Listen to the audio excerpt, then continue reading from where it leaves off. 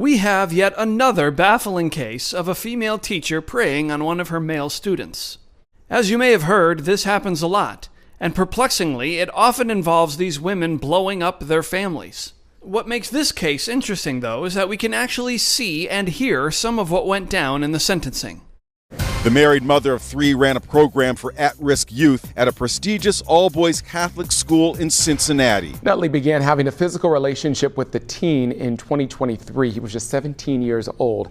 The 43-year-old teacher groomed the teen by sending him nude photos and raunchy text messages. They had sexual encounters in her office and in a park.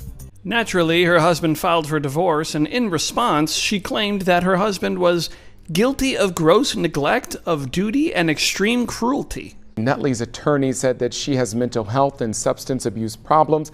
The assistant prosecutor read a letter from the victim. I really did not want to have sex with her, but she insisted. She would not leave me alone. She told me she would kill herself when I tried to end it. I didn't know how to get out of the situation.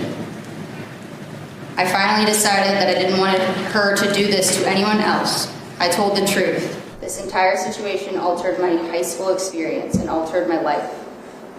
It left me confused, lacking self-worth, and depressed. When the abuse started, I didn't realize how I was being taken advantage of.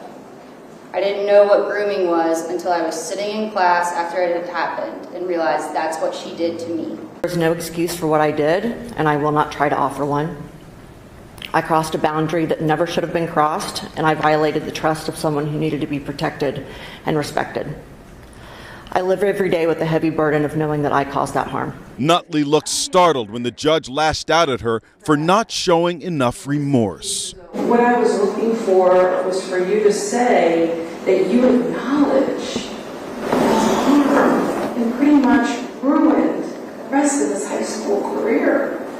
I didn't see it. I didn't hear it. In this situation, I believe that the proper sentence is 3 years in prison on count 1, 3 years on count 5 to be served at the same time, for an aggregate sentence of 3 years in prison.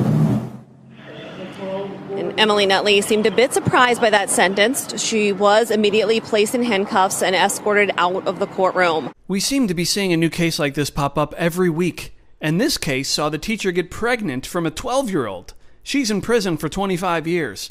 Listen, teachers, I promise you, no matter how boring your life is, sex with your students is not worth it.